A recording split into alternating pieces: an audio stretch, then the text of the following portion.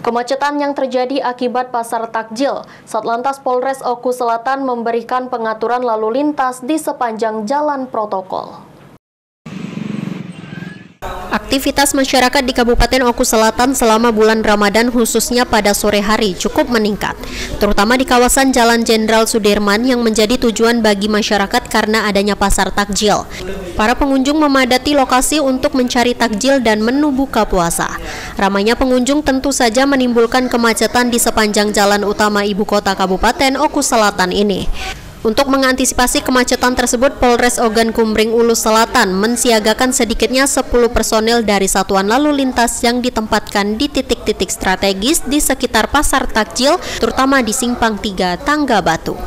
Puluhan personil Satlantas Polres Oku Selatan ini bertugas mengatur arus kendaraan, memastikan kelancaran lalu lintas dan mencegah terjadinya kemacetan. Tak hanya puluhan personil Satlantas, puluhan personil dari Dinas Perhubungan Pemda Oku Selatan juga turut disiagakan untuk mengurangi kemacetan sehingga arus lalu lintas berjalan lancar.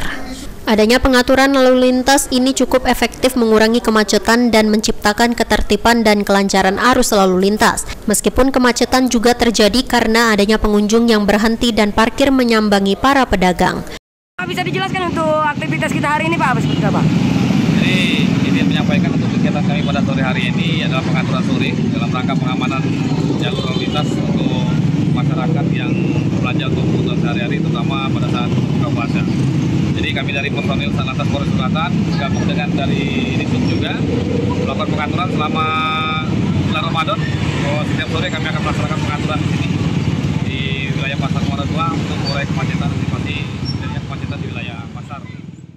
Dari Oku Selatan, Sri Fitriana, PAL TV.